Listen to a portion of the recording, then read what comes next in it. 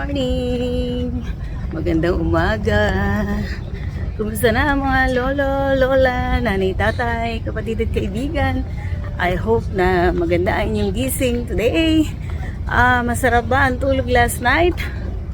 Ang Lola Miray, medyo maganda ang tulog at maaga ding nagising. So, nandito tayo sa park. Today, mainit ang sikat ng araw at medyo nagbabago lang ang weather, hindi na ganun kainit.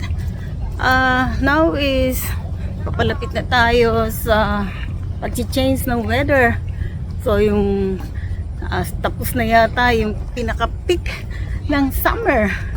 So mga lolo, mga lola, samahan muli ang Lola Miray sa ating kwentuhan for today. Ano ang kwento ng Lola Miray for today? Nung mag-aaral pa ang Lola Miray, pag pumapasok sa school, wala akong bag noon. So ang ginagamit ko lang ay yung malalaking plastic. Doon nakalagay ang aking mga libro, papel, lapis, o ballpen. And then pagpapasok, lagi kong sinasabi na sana may bag din ako para hindi nababasa ang gamit ko or hindi mahirap dalhin sa school. So, nung nag-aaral din ako, pagkakadalas ng pag-umuulan, ang ginagamit ng Lola Miray ay yung dahon ng gabi na malalaki, ginagawang payong ng Lola Miray. So, ang Lola Miray, sa gitna ng malakas na ulan, nagwiwis na sana isang araw, meron na akong magandang payong.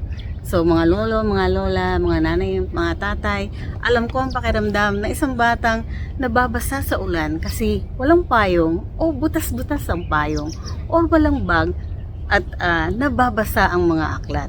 So ngayon, tutuparin natin ang ilang wish ng mga batang tulad ng Lola Miray ay nangarap na sana minsan ay magkaroon din sila ng isang magandang payong or ng bag na lalagayan ng gamit. So tara, samahan ng Lola Miray para i-share sa inyo ang katuparan ng munting pangarap ng isang bata.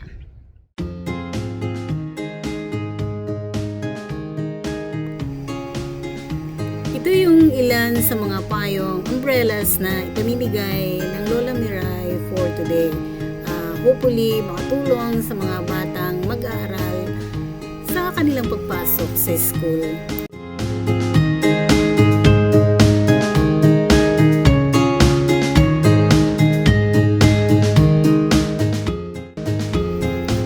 Ito naman ay ang ilan sa mga bata na nabigyan natin ng bag ngayong pasukan. Hopefully, makatulong sa kanila ang binigay nating bag para sa kanilang pag-aaral. Hindi na magbabasa ang kanilang gamit papunta sa school.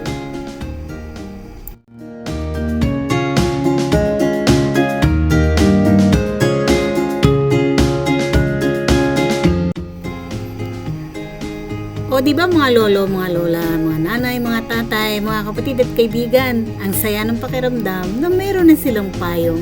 Ang Lola Miray, masaya kasi alam ko na makakatulong to sa kanilang pag-aaral.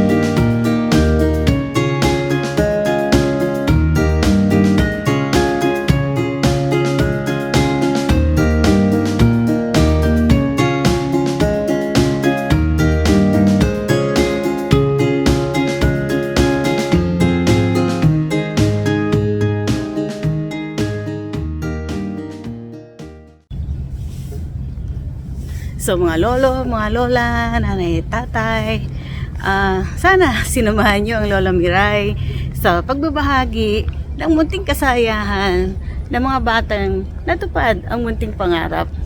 Tulad ng Lola Miray na nangarap na sana ay magkaroon ng isang magandang payong. So ngayon mga lola, hanggang dito na lamang natin i-end ang ating video for today. And hoping na sana for tomorrow muli niyo sasamahan ang Lola Miray sa pagbabahagi ng kanyang mga kwento ng Lola Miray. So, bye for now. Ingat everyone. God bless. Bye.